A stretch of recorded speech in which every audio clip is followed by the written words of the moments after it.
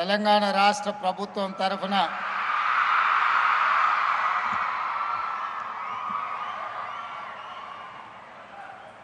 వెనుకబడిన తరగతుల సంక్షేమ శాఖ ఆధ్వర్యంలో మాజీ మంత్రివర్యులు ఖైరతాబాద్ శాసనసభ్యులు మిత్రులు దానం నాగేందర్ గారి సభాధ్యక్షతన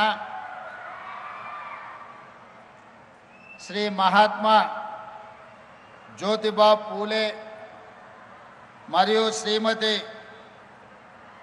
సావిత్రిబాయి పూలే దంపతుల యొక్క విగ్రహావిష్కరణ కార్యక్రమానికి నాతో పాటు ఉప ముఖ్యమంత్రి వర్యులు మిత్రులు బట్టి విక్రమార్క గారిని, పిసిసి అధ్యక్షులు మిత్రులు శాసనమండలి సభ్యులు మహేష్ కుమార్ గౌడ్ గారిని,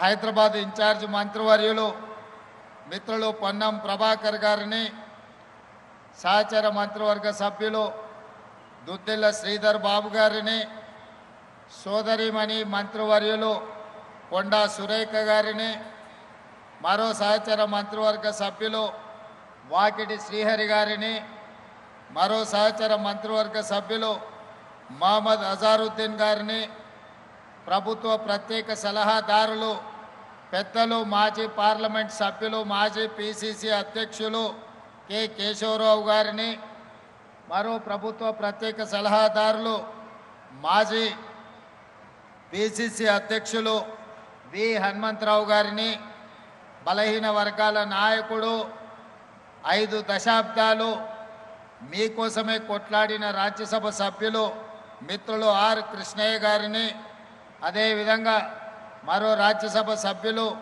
యువమిత్రులు అనిల్ కుమార్ యాదవ్ గారిని, అదేవిధంగా పార్లమెంట్ సభ్యులు సురేష్ షెట్కర్ గారిని, ఆది శ్రీనివాస్ గారిని, నవీన్ యాదవ్ గారిని, మిత్రులు రాజ్ ఠాకూర్ గారిని, అదేవిధంగా శాసనసభ్యులు ఈర్లపల్లి శంకర్ గారిని, మరో శాసనసభ్యులు మిత్రులు ప్రకాష్ గౌడ్ గారిని, అదేవిధంగా శాసనసభ్యులు మందుల సామ్యుల్ గారిని, మహిళా కమిషన్ చైర్పర్సన్ మాజీ మేయర్ గద్వాల విజయలక్ష్మి గారిని, బీసీ కమిషన్ చైర్మన్ పెద్దలు నిరంజన్ గారిని, అదేవిధంగా మాజీ పార్లమెంట్ సభ్యులు సోదరులు అంజన్ కుమార్ యాదవ్ గారిని, మరో మిత్రుడు బలహీన వర్గాల గొంతుగా జాజుల శ్రీనివాస్ గౌడ్ గారిని,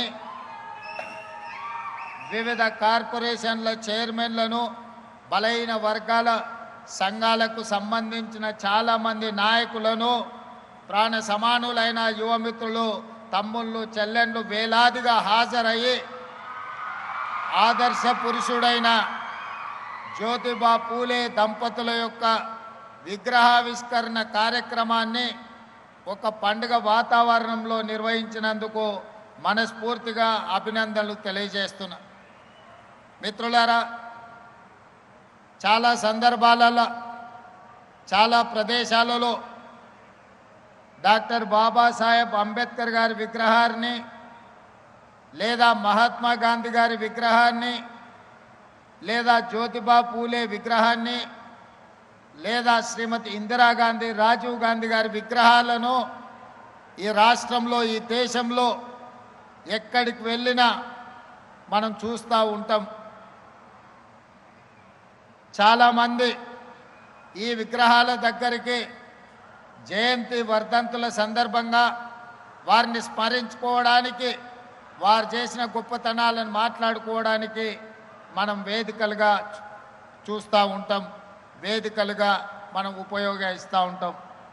కానీ మిత్రులారా, ఇక్కడున్న యువ మిత్రులు ముఖ్యంగా మా చదువుకుంటున్న తమ్ముళ్ళు చెల్లెళ్ళు ఈనాడు స్ఫూర్తిగా తీసుకోవలసింది, ఎక్కడైతే ప్రజా కూడలి ఉందో అది గ్రామంలో కావచ్చు, పట్టణంలో కావచ్చు, నగరంలో కావచ్చు, లేదా ఈరోజు హైదరాబాదు నగర నడిబొడ్డున నక్లెస్ రోడ్డులో కావచ్చు, ఒక పక్కన అంబేద్కర్ మరొక పక్కన జ్యోతిబా పూలే, చౌరస్తాలో శ్రీమతి ఇందిరాగాంధీ గారు, ఆ పక్కన పివి నరసింహారావు గారి విగ్రహాలను మనం ఆవిష్కరించుకున్నాం. ఈ విగ్రహాలు అన్నీ వర్ధంతులు జయంతులు జరుపుకోవడానికే కాదు, మనం ఈ ప్రాంతం గుండా ఎప్పుడు ప్రయాణించినా ఈ గొప్ప వ్యక్తుల యొక్క త్యాగాలను వారి యొక్క స్ఫూర్తిని పొంది ఆ స్ఫూర్తితో మనం విద్యలో రాణించాలి, సామాజిక చైతన్యంతో వ్యవహరించాలి, సమాజ అభివృద్ధి కోసం పాటుపడడానికి వీళ్ళ స్ఫూర్తిని తీసుకోవడానికి ఈనాడు ఇక్కడ వీళ్ళ విగ్రహావిష్కరణలు మనం ఏర్పాటు చేసుకోవడం జరిగింది. మిత్రులారా, ఈరోజు నక్లెస్ రోడ్ చౌరస్తా ఒక అద్భుతమైన చౌరస్తా. ఇక్కడికి వస్తే కష్టాలలో ఉన్న, సమస్యలలో ఉన్న ఈ చౌరస్తాలో నిలబడితే నిలువెత్తు విగ్రహం డాక్టర్ బాబాసాహెబ్ అంబేద్కర్ అట్టడుగు వర్గాల నుంచి, సమాజ నిర్లక్ష్యాన్ని నుంచి ఈరోజు ఆకాశమంత ఎత్తుకెదిగిన డాక్టర్ బాబాసాహెబ్ అంబేద్కర్ ఈరోజు రాజ్యాంగాన్ని ఇవ్వడమే కాదు, ఓటు హక్కునివ్వడం ద్వారా ఓటునే ఆయుధంగా పాలకులను ఎన్నుకోవడానికి, క్రమశిక్షణ తప్పిన పాలకులను శిక్షించడానికి ఈనాడు ఓటు హక్కు అందించిన గొప్ప ప్రదాత డాక్టర్ బాబాసాహెబ్ అంబేద్కర్ గారు ఇక్కడ ఆవిష్కరించబడ్డారు.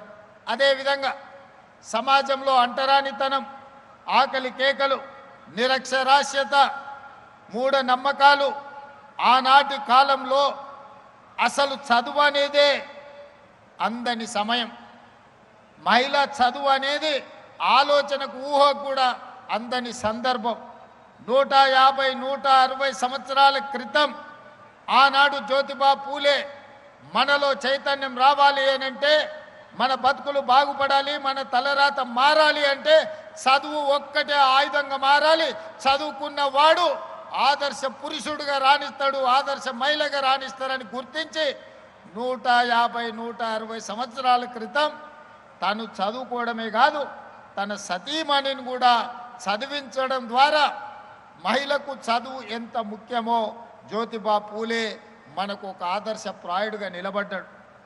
136 సంవత్సరాల క్రితం మరణించిన ఈనాడు కూడా ఈ తరం మనం వారిని ఆదర్శ పురుషుడిగా భావిస్తున్నామంటే సమాజంలో వారు తీసుకొచ్చిన సామాజిక విప్లవాన్ని ఈరోజు మనం గుర్తు చేసుకుంటున్నామంటే ఆయన ఆలోచన ఎంత ముందస్తుగా, ఎంత గొప్పగా వారు ఆలోచన చేసిండ్రో ఇవాళ మనం అర్థం చేసుకోవాల్సిన అవసరం ఉన్నది. అందుకే మిత్రులారా, ఆనాడు జ్యోతిబా పూలే చెప్పిందే 136 సంవత్సరాల తర్వాత ఈరోజు ప్రజాపాలనలో, ఇందిరమ్మ రాజ్యంలో మేము అదే విధానాన్ని, అదే ఆలోచనని ఈరోజు కొనసాగిస్తున్నాం. నేను పలు సందర్భాలలో ఇక్కడున్న మా యువకులకు తెలుసు, చదువు ఒక్కటే మన తలరాతను మారుస్తుంది, చదువు ఒక్కటే మన ఆత్మగౌరవాన్ని నిలబెడుతుంది, చదువు ఒక్కటే సమాజంలో మనకు గుర్తింపునిస్తుంది. మన చదువే మన తల్లిదండ్రులను మన గ్రామంలో, మన పట్టణంలో, మన రాష్ట్రంలో తలెత్తుకొని నిలబడే విధంగా మన తల్లిదండ్రుల గౌరవం పెరుగుతుందని నేను పదే పదే ఈరోజు చెబుతున్నా.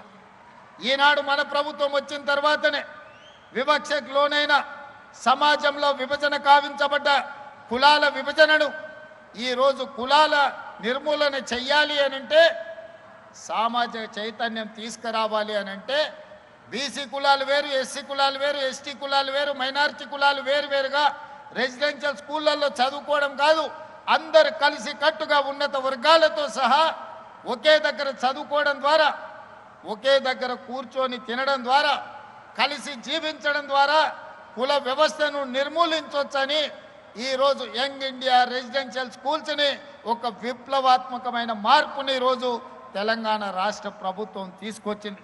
ఇదే కాదు, ఈరోజు చదువు ఒక్కటే మన జీవితాలలో వెలుగు నింపుతుందని నర్సరీ నుంచి 12th క్లాస్ వరకు ఈరోజు సమూలంగా విద్యా వ్యవస్థను ప్రక్షాళన చేసి నర్సరీ నుంచి బ్రేక్ఫాస్ట్, లంచ్, ఈవినింగ్ స్నాక్స్తో సహా కాస్మెటిక్ ఛార్జెస్, డైట్ ఛార్జెస్ పెంచడమే కాకుండా నాణ్యమైన విద్యను ఈరోజు ప్రభుత్వ పాఠశాలల్లో, కళాశాలల్లో ఇవాళ అందించాలని ఈరోజు మనం ప్రయత్నం చేస్తున్నాం.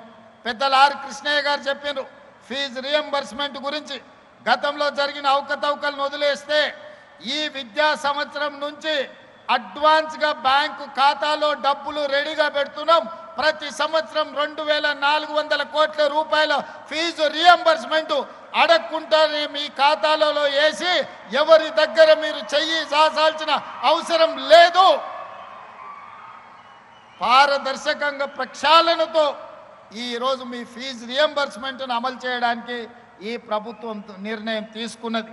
ప్రతి సంవత్సరం ఆర్ కృష్ణయ్య గారికి, మా జాజుల శ్రీనివాస్ గారికి విజ్ఞప్తి చేస్తున్నా, ప్రతి సంవత్సరం 2300 కోట్ల రూపాయల ఫీజు రియంబర్స్మెంట్ అడ్వాన్స్గా బ్యాంకు ఖాతాలో పెట్టి విద్యార్థుల ఖాతాలోకి నగదులు బదిలీ చేసే విధంగా ఈరోజు సమూలమైన ప్రక్షాళన తీసుకొచ్చి బ్యాంకులో మా పట్టి గారు ఈ అకాడమిక్ ఇయర్కు సంబంధించిన 250 కోట్లు అడ్వాన్స్గా ఈరోజు ఖాతాలో పెట్టిండు. పిల్లలు కాలేజీల అడ్మిషన్లు వచ్చినెంబడే మీరు ఆన్లైన్లో అప్లై చేసుకోండి. విత్ ఇన్ ఏ మంత్ మీ ఖాతాలో మీ ఫీజు పడుతుంది.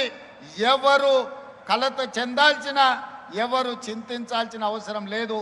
ఎవరి దగ్గరికి మీరు వెళ్ళాల్సిన అవసరం లేదు. ఇక భవిష్యత్తులో ఏ కాలేజీ కూడా మీరు ఫీజులు కట్టలేదని మీ సర్టిఫికెట్లు ఇవ్వమనే అవకాశం ఏ యాజమాన్యానికి ఇవ్వము. ఈ సంవత్సరం నుంచి ప్రతి రూపాయి అడగకంటే ముందే మీ ఖాతాలో వేస్తాం. మీ ఫీజు రియంబర్స్మెంట్ను సంపూర్ణంగా అందిస్తామని చెప్పి తెలంగాణ రాష్ట్ర ముఖ్యమంత్రిగా మీకు విజ్ఞప్తి చేస్తున్నా. మిత్రులారా, నా సూచన ఒక్కటే, నా యువ మిత్రులతో నా ఆలోచన పంచుకునేది ఒక్కటే. ఒకప్పుడు ఇంజనీరింగ్ సర్టిఫికెట్ ఉంటే ఉద్యోగం వచ్చేది. ఒకప్పుడు డాక్టర్ సర్టిఫికెట్ ఉంటే మిమ్మల్ని పిలిచి పిల్లనిచ్చేటోళ్ళు, పిలిచి ఉద్యోగం ఇచ్చేటోళ్ళు. కానీ ఇవాళ డాక్టర్, ఇంజనీరింగ్ సర్టిఫికెట్ ఉంటే సరిపోవడం లేదు. మీ చదువులో నాణ్యం ఉందా, మీరు బాగా చదువుకున్నారా, మీరు ర్యాంక్ స్టూడెంట్సా కాదా, మీకు స్కిల్ ఉన్నదా లేదా అని ఈరోజు ప్రశ్నించే పరిస్థితి వచ్చింది. అందుకే నేను స్పష్టంగా చెప్పిన, నర్సరీ నుంచి 12th వరకు ఎడ్యుకేషన్, 12th పైన స్కిల్ నేర్పాలి అని. సాంకేతిక నైపుణ్యం ఉన్న వాళ్ళకి ఈ ప్రపంచం ఎర్ర తివాచితో స్వాగతం పలుకుతుంది. కేవలం సర్టిఫికెటే ఉంటే ఉద్యోగం వస్తుందో రాదో నేను చెప్పలేను. అందుకే మీరు భాషా పరిజ్ఞానమైన, విద్యకు సంబంధించిన అవగాహన అయినా, నర్సరీ నుంచి 12th క్లాస్ వరకు మీరు విద్య నేర్చుకోండి. 12th తర్వాత ఏటీసీలు కావచ్చు, ఐటీఐలు కావచ్చు, పాలిటెక్నిక్ కావచ్చు, స్కిల్ యూనివర్సిటీ కావచ్చు, ఇతర సాంకేతిక నైపుణ్యం, ముఖ్యంగా మా ఆడపిల్లలు ఇక్కడ ఉన్నారు, మీరు నర్సింగ్ చదువుకున్నారంటే 2 లక్షల రూపాయలతోని జర్మనీ, జపాన్, సౌత్ కొరియా లాంటి దేశాలలో మీకు ఉద్యోగాలు ఎదురు చూస్తున్నాయి.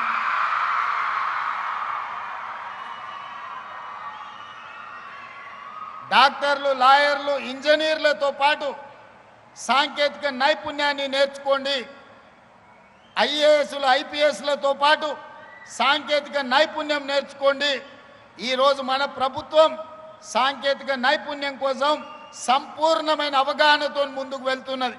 ఒకప్పుడు ఇంజనీరింగ్ చదువుకుంటే, ముఖ్యంగా కంప్యూటర్ సైన్స్ చదువుకుంటే మీకు అమెరికాలో ఉద్యోగం వచ్చేది.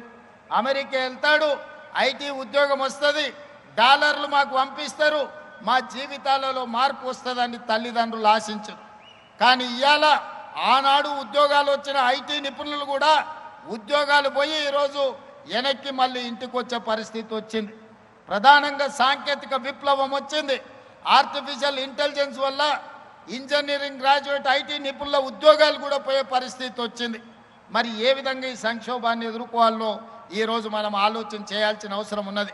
అందుకే ప్రభుత్వం ముందస్తు ఆలోచన చేసి 2024లోనే టాటా సంస్థతో మాట్లాడి ఈరోజు అడ్వాన్స్ టెక్నాలజీ సెంటర్లను 119 నియోజకవర్గాల్లో 119 ఇన్స్టిట్యూట్స్ని ఈరోజు ప్రారంభించింది.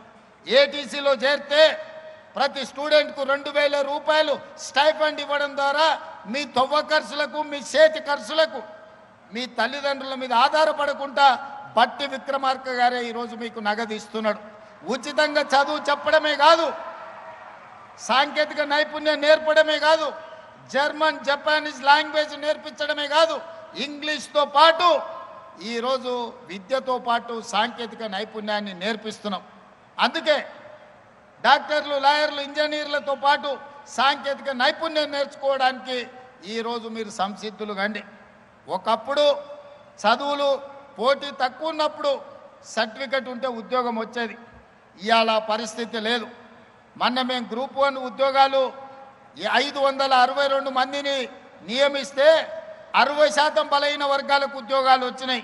ఉన్న రిజర్వేషన్ 42% మేము ఇస్తామంటే 60% గ్రూప్ 1 ఆఫీసర్లు ఈరోజు బీసీలో పిల్లలు సెలెక్ట్ అయినరు. లక్షలాది మంది కాంపిటేటివ్ ఎగ్జామ్స్ రాసిండ్రు. చదువులో పోటీ పెరిగింది. ఒకప్పుడు నేను చదువుకునేటప్పుడు, పెద్దలు కేశవరావు గారు చదువుకునేటప్పుడు అయితే మనం పుట్టనే లేదు. మా అప్పుడు ఫస్ట్ క్లాస్ వస్తే జిల్లా గుర్తుపట్టేది. అరే ఆ పిల్లగాడు ఫస్ట్ క్లాస్ వచ్చిండా అని. ఏడికి పోయినా అతన్ని పెద్దగా చూసేటోళ్ళు. ఇవాళ ఫస్ట్ క్లాస్ కాదు, 100కి 100 మార్కులు వచ్చేటోళ్ళు 1,00,000 మంది వెళ్తారు. 10థ్లోనో ఇంటర్మీడియట్లోనో. ఈరోజు ఆయన ఫస్ట్ క్లాస్ ఇట్లా మీద లెక్క పెట్టేటోళ్ళు పాస్ అయ్యేటోళ్ళు. సెకండ్ క్లాస్లో కొద్దిమంది. మాలాకొట్టోళ్ళం రిజల్ట్ చూడాలంటే 3rd క్లాస్లో ఫస్ట్ మా హాల్ టికెట్ నెంబర్ ఎత్తుకునేది పాస్ అయినమా లేదా అని. కానీ ఇవాళ 100కి 100, 100కి 99 మార్కులు వచ్చేటోళ్ళే 90% పిల్లలు ఉన్నారు. చదువులు అంత పోటీ పెరిగింది. మరి అంత పోటీ పెరిగినప్పుడు ఉద్యోగాలలో పోటీ పెరగదా? మీ క్లాసులలో మీ మార్కులే చూసుకుంటారు కదా, నేను చెప్పాల్సిన పని లేదు. అసలు ఎవరైనా 35-40 మార్కులతో పాస్ అయ్యేటోళ్ళు ఈ కాలంలో ఎవరైనా ఉండరా? 90 పైనే సీటు రావాలంటే 100%, 99%, 98%లోనే మంచి కాలేజీలలో సీట్లు ఆగిపోతున్నాయి. మా జర్నలిస్టులు కూడా ఇడుండ్రు, వాళ్ళ పిల్లల చదువులు వాళ్ళకి తెలియదా ఎంత పరిస్థితి ఉందో? మరి ఇంత పోటీ ప్రపంచంలో అందరూ 100కి 100% తెచ్చుకోవాలంటే సాధ్యం కాకపోవచ్చు. కొందరు చదువు కంటే కూడా సాంకేతిక నైపుణ్యంలో రాణించే వాళ్ళు ఉంటారు. కొందరు క్రీడల్లో రాణించే వాళ్ళు ఉంటారు. ఆటల్లో మేటి ఉంటారు. మట్టిలో మాణిక్యాలు ఉంటారు. వాళ్ళు క్రీడల వైపు వచ్చినా, అందుకే యంగ్ ఇండియా స్పోర్ట్స్ యూనివర్సిటీ ద్వారా క్రీడలలో రాణించిన కోట్ల రూపాయల నగదు బహుమతే కాదు, ప్రభుత్వ ఉద్యోగాలు ఇస్తామని నిన్నగాక మొన్న గ్రూప్ 1లో నిఖత్ జరీన్ బాక్సింగ్ ఛాంపియన్కు డిఎస్పీ ఉద్యోగం ఇచ్చినాం. సిరాజుద్దీన్ క్రికెట్ ప్లేయర్కు ఉద్యోగం ఇచ్చినాం. ఒలింపిక్స్లో మెడల్ సాధించిన దీప్తి జువాంజీ వరంగల్లో గ్రూప్ 2 ఉద్యోగాలు ఇచ్చినాం. కాబట్టి ఇవాళ యువమిత్రులకు నా సూచన, చదువుతో పాటు సాంకేతిక నైపుణ్యం నేర్చుకోండి. జర్మనీ, జపాన్, సౌత్ కొరియా పంపించే బాధ్యత రాష్ట్ర ప్రభుత్వం మీ రేవంత్ అన్న తీసుకుంటాడు. మిమ్మల్ని ఆ దేశాలకు పంపించి మీ తల్లిదండ్రులు మీ భవిష్యత్తు కోసం ఎంత బాధ్యతాయుతంగా వ్యవహరిస్తారో అంతే బాధ్యతతోని మీ భవిష్యత్తు కోసం నేను ప్రణాళికలు రచిస్తా.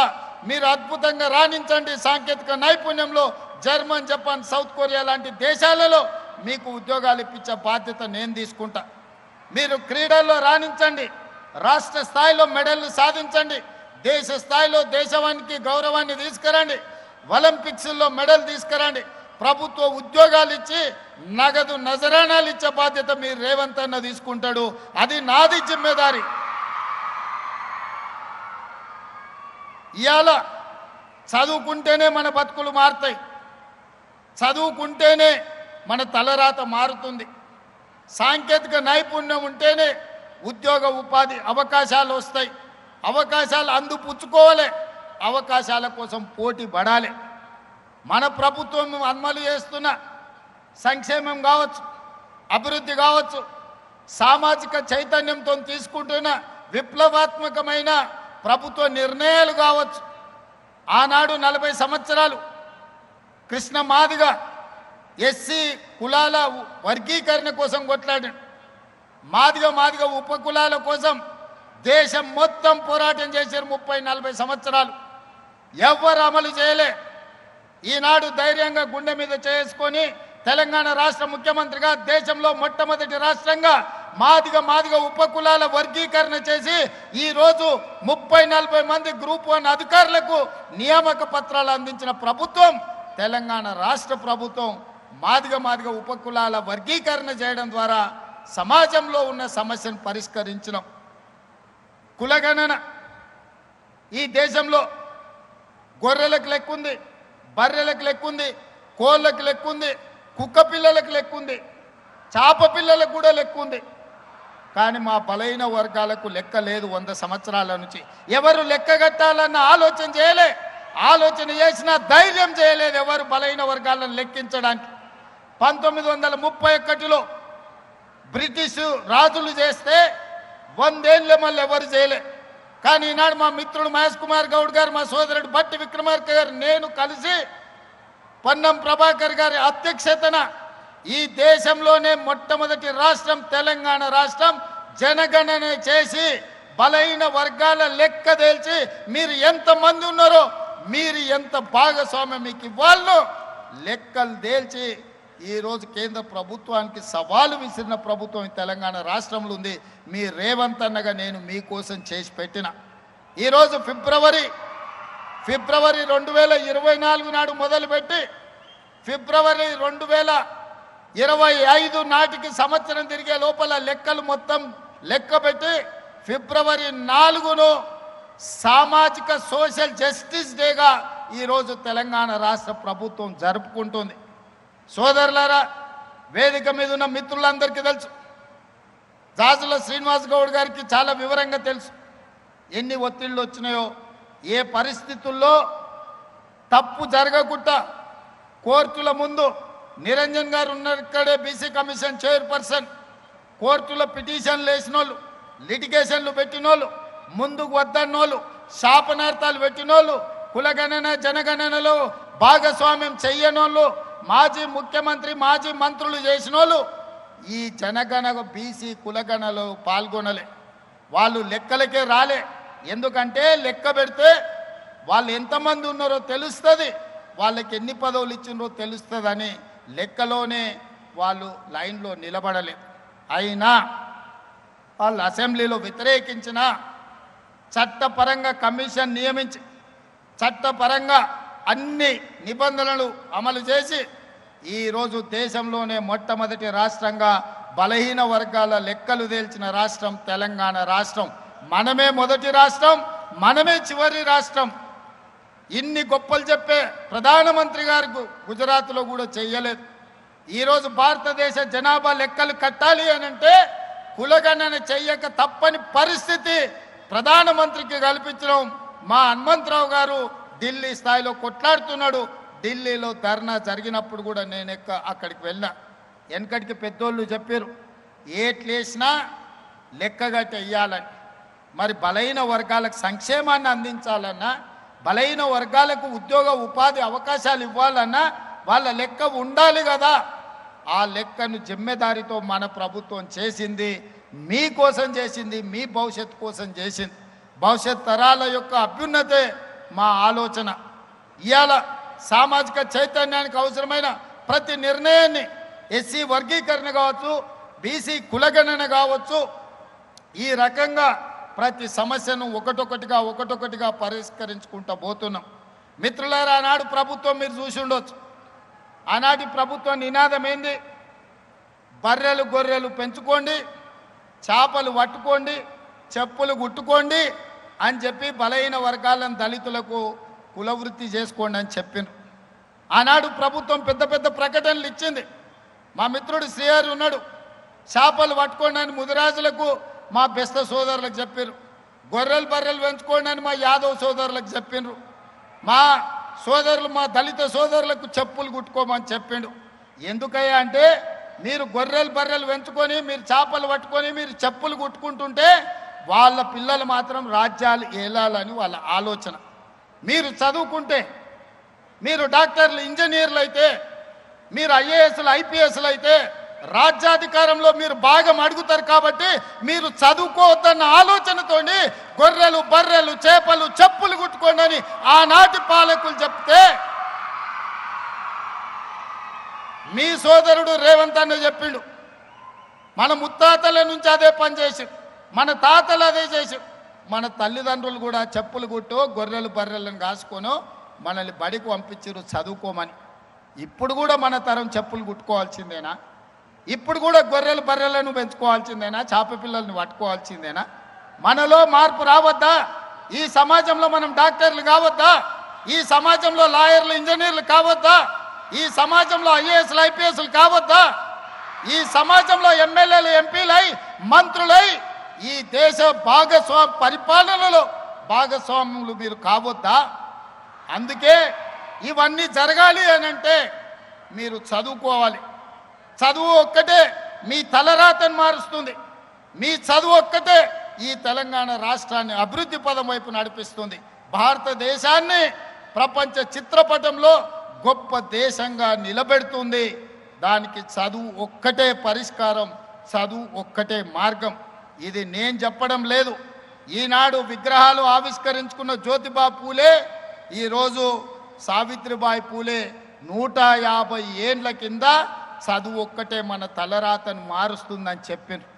అందుకే ఈడికి వచ్చిన వాళ్ళు జ్యోతిబా పూలేకు దండం పెట్టుకొని వారు ఇచ్చిన స్ఫూర్తిని ఆదర్శంగా తీసుకొని వారి ఆలోచనలకు అనుగుణంగా ఇక్కడున్న మా చెల్లెళ్ళు మా తమ్ముళ్ళు డాక్టర్లు, లాయర్లు, ఇంజనీర్లు, ఐఏఎస్లు, ఐపీఎస్లు కావాలి, ప్రజాప్రతినిధులై చట్టసభలకు రావాలి. మీకు అవసరమైన అన్ని వసతులు ఏర్పాటు చేసే బాధ్యత నాది. మీకు నాణ్యమైన విద్యను అందించే బాధ్యత నాది. ఈరోజు విద్య చేరింది గ్రామాలకు, కానీ నాణ్యమైన విద్య లేదు. ఈరోజు ఆహారం అందుబాటులో ఉంది, కానీ పౌష్టిక ఆహారం అందుబాటులో లేదు. అందుకే నాణ్యమైన విద్యను, పౌష్టిక ఆహారాన్ని మీకు అందించే బాధ్యత నాది. మీ తల్లిదండ్రులకు మీరు భారం కావాల్సిన పని లేదు. మీ సోదరుడు రేవంత్ అన్న ఇక్కడ ఉన్నాడు. మీ తల్లిదండ్రులకు భారం కాకుండా మీ బంగారు భవిష్యత్తు కోసం అహర్నిశలు రోజుకు 18 గంటలు మీకోసం పనిచేస్తా. నాకు వయసు ఉంది, ఓపిక ఉంది. కేశవరావు గారు లాంటి అనుభవజ్ఞుల సలహాలు నాకున్నాయి. కష్టపడి పనిచేయడానికి మిత్రులుగా పొన్నం ప్రభాకర్, మహేష్ గౌడ్, బట్టి విక్రమార్క గారు సహచరులుగా ఉన్నారు.